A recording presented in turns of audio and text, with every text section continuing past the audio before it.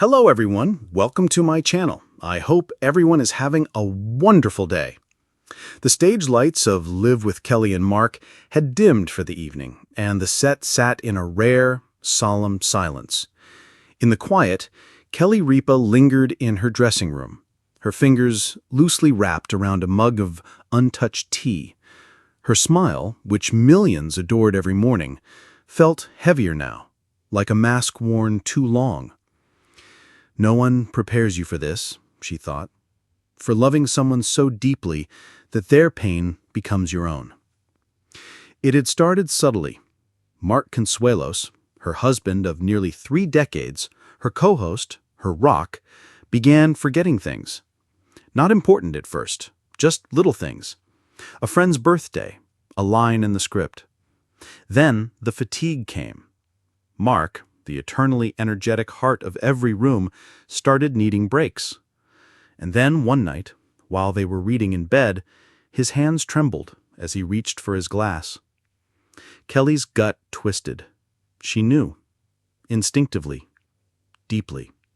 Something was wrong. They sat side by side in the doctor's office weeks later, holding hands like frightened teenagers rather than the seasoned partners they were. The word hit like a punch to the chest. Parkinson's. Mark squeezed her hand, perhaps to reassure her, or himself. Kelly blinked rapidly, trying to focus, but her world had turned into a carousel, spinning too fast. She could hear the doctor's voice, clinical and calm, talking about treatments, progression, hope, but her heart was screaming. "I felt like I was watching our future unravel in slow motion," she later admitted in an exclusive interview. "It broke me."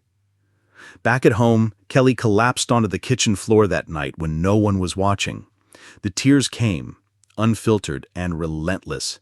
She wept for the man she loved, for the memories they hadn't yet made, for the fear that gripped her soul like ice. But when morning came, something shifted. She found Mark in the backyard, mug in hand, staring at the sunrise. He turned and smiled that crooked, boyish grin. "Still here," he said, with a wink. "Still me." And that's when Kelly remembered. This man wasn't just her husband. He was a fighter. Mark's diagnosis didn't define him. It illuminated him. He became more tender, more open, more present than I've ever seen him. It was like we both woke up. The months that followed were painted in contrast. Doctor visits shadowed by cozy movie nights. Moments of grief held together by bursts of laughter. They talked more, touched more, cried more. And Kelly, always the consummate entertainer, began to find beauty in the rawness. She started a private journal she titled "Still Here." In its pages, she poured every thought, every fear, every glimmer of hope. It became her therapy, her prayer, her battle cry. And Mark? He started dancing. Not professionally, just in the kitchen, with his kids, with Kelly. Every night, one song, one spin. Sometimes his movements were unsure, but his smile never wavered.